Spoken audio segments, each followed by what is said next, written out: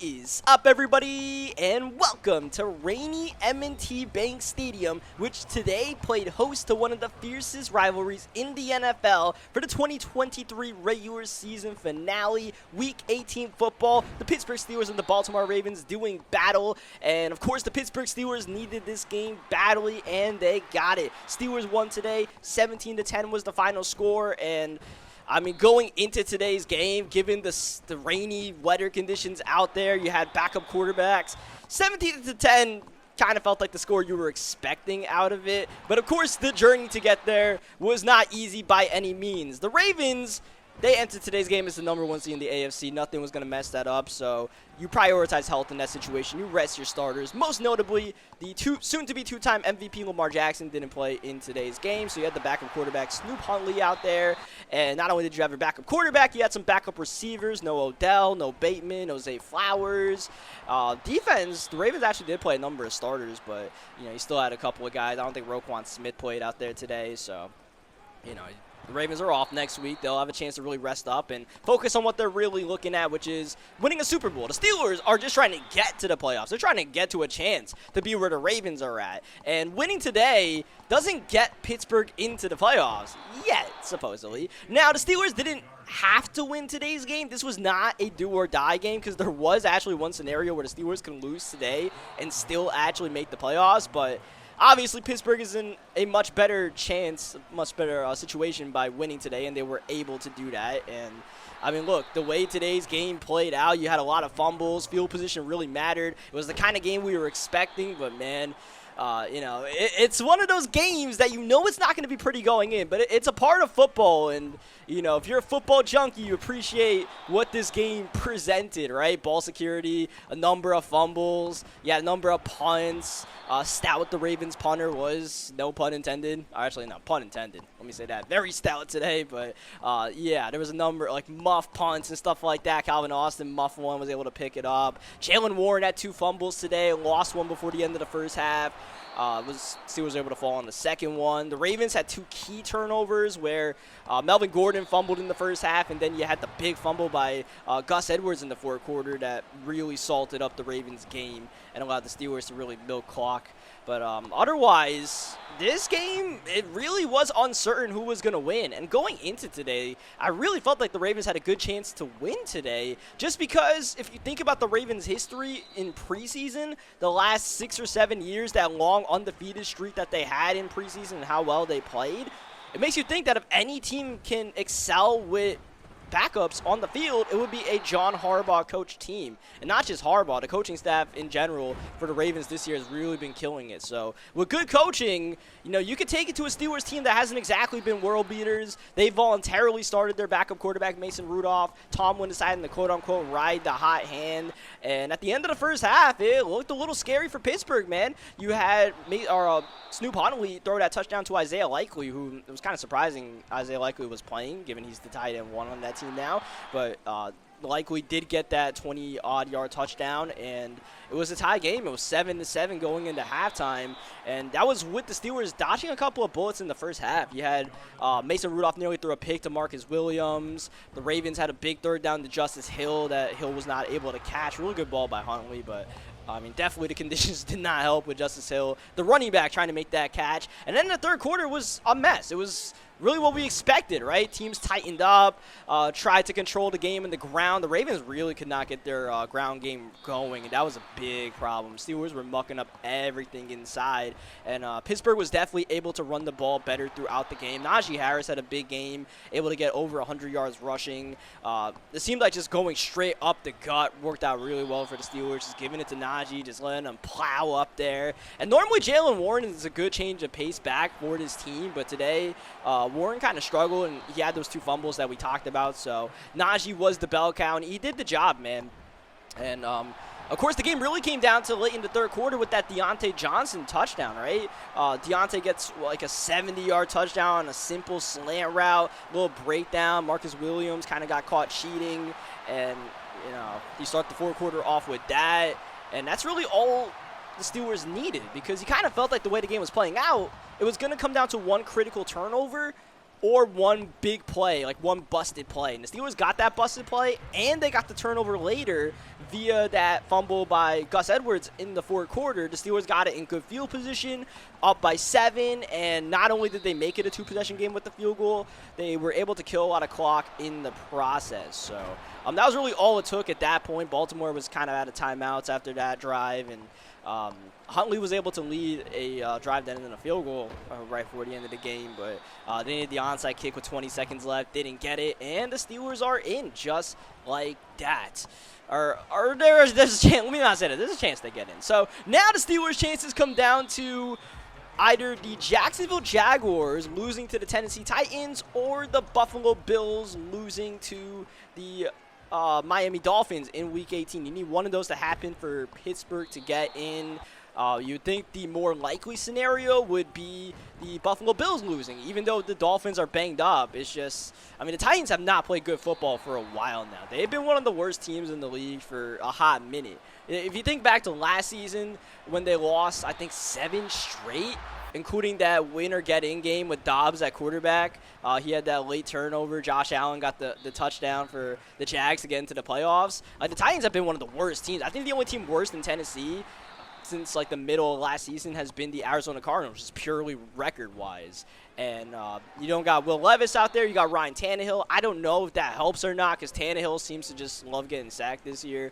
Will Levis, on the other hand, you know he's good for a turnover too. So I don't know which one is better or worse for the Jaguars. Meanwhile, Jacksonville, they should be getting Kirk back today or tomorrow. Trevor Lawrence, you'd expect him to play in an important game. Franchise quarterback. He'll suck it up for better or worse to get out there.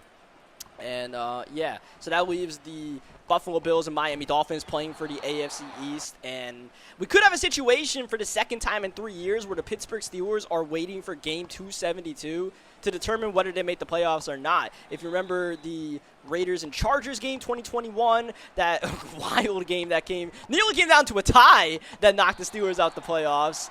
But Pittsburgh was able to get in. The Raiders got that field goal from Carlson as time expired. That was probably agonizing for Steelers fans. I'm sure they would have liked the game to at least be decided in regulation to know their fate. But if they can make the playoffs, they'll take it any way possible. But the Steelers are definitely scoreboard watching from here on out. Pittsburgh ending the season with 10 wins.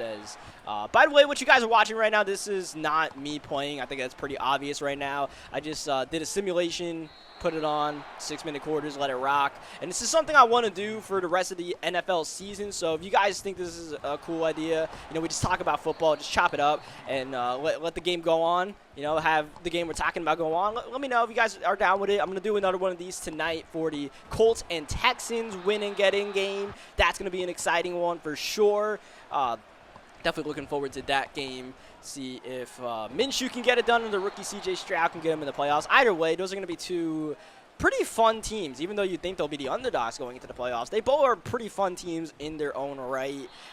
C.J. Stroud has definitely helped change the culture. Him and DeMeco Ryans have definitely switched things up in Houston from what we've seen in the past couple of years. And shout out Gardner Minshew, man. Shout out Shane Steichen. Speaking of changing stuff up, Steichen's had that offense really good this year. Minshew stepping in for the injured A. Rich around week 4 or 5. And he's been a steady-ish hand.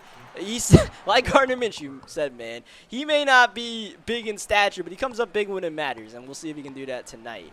And I don't think that game has any implications for the Steelers. They're kind of chilling where they are at. But, look, man, Pittsburgh, you really wonder if they could have avoided this scenario if they have gone to Mason Rudolph earlier, even though Mason Rudolph did pretty much jack squat today besides throw a slant at Deontay Johnson. There was really nothing he did or probably could have done in today's game, to be honest, given the way everything played out. But, Rudolph played well the past couple of weeks. If you had him, forget about the Pickett weeks. Just, instead of Mitch Trubisky, which was a train wreck, if you had Mason Rudolph in some of those games where you lose to the Patriots or you lose to the Cardinals, 2 shocking losses back-to-back weeks to 2 of the lowest record teams in the league, it's just like, man, if you have one of those games, you're chilling right now if you're Pittsburgh. You're chilling. You win this game and you're in instead of relying on somebody else, which Yeah, it makes you wonder what if for the Steelers team, because they, defensively, once again, were one of the best teams. TJ Watt now leads the NFL in touchdown or sacks with 19. But we got to talk about TJ Watt because he got hurt in today's game. And if the Steelers do make the playoffs, that is going to be a critical storyline to watch going into next week. If TJ Watt will be all right. Didn't look too good. He got hit in midair in the knee by his own man, and he was able to get up, but definitely was in pain, slamming the turf. Did not look like a great scene out there. And even if he does come back, you'd expect him to not be 100%, but still, 70% of TJ Watt would still be better than 100% of most players out there. And, I mean, TJ Watt, once again, playing like a Defensive Player of the Year candidate out there. Like I said, ends up leading the league in sacks now with 19. And even though Myles Garrett is the favorite to win Defensive Player of the Year, and definitely well-deserved to Myles Garrett, he's been an absolute monster this year.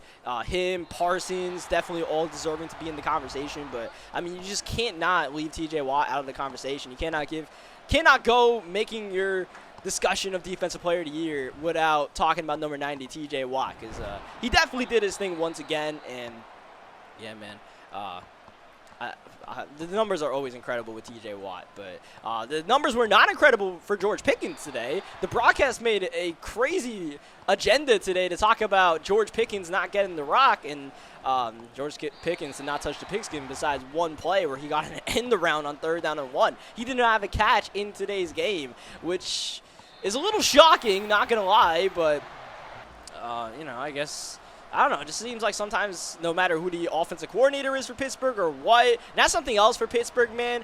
If they had switched up their offensive coordinators earlier, man, they had Matt Canada shooting their season into the dirt the first half of the year.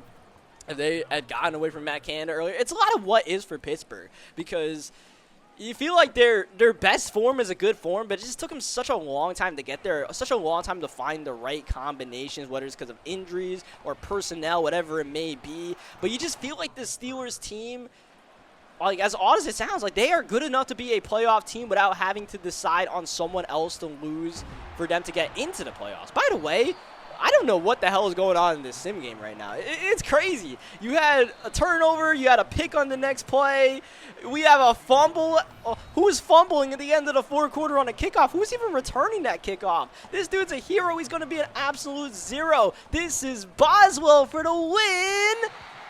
And it's no good. It's no good. He is short. It looked like that had the distance, but this TV broadcast sideways camera can definitely not be too telling sometimes. And we're going to overtime, just not the way we expected. A little bit of theatrics beforehand. So this video is going to actually last a little bit longer than expected. So like I said, this is something I want to do for the rest of the regular, or pretty much for the playoffs for the NFL at this point, right? We'll do another one of these tonight. We'll probably do one tomorrow after the Bills and Dolphins game. I don't know if we'll do one for some of the 1 o'clock games or 4:30 games because obviously the NFC South, you got a lot going on there with the Falcons, the Bucks. Falcons and Saints play each other. The Bucks have a chance to win the division against the Panthers. And we talked about Jacksonville. We need to see what Jacksonville's going to do. I think they all play in that 1 o'clock window, so that'll be something to watch. Seahawks are still hoping someone loses to get into the playoffs. They play at 4:30. The Packers are in a win and get in situation. They play Chicago at 4:30, so yeah, depending on how those games go, we might do a couple of videos tomorrow as well. But that's the plan, so you guys are cool with that, we got to find ways to upload a video every single day, and this is a pretty fun way to do it, right? Just, like I said, just chopping it up, having some fun talking football, man. So I'd love to hear you guys' thoughts about the game in the comment section below. I'll try to reply to as many comments as I can. So let me know what you guys thought about this game. Let me know what you guys think about the way the Steelers' season shaped up to get them to this point. Obviously, there's not really much to talk about with the Baltimore Ravens except what we think they'll do in the playoffs. This game doesn't really say too much. I shouldn't really say anything about them. Quite frankly, this is not really worth much. Besides Jadeveon Clowney getting his incentive, shout out Clowney for making $750K. That was pretty cool to see him celebrating. Like he celebrated like he won the Super Bowl, but like the man, he made $750,000 on one play. Like I would celebrate I won the Super Bowl too if I made $750 for doing that, So shout out to him. And yeah.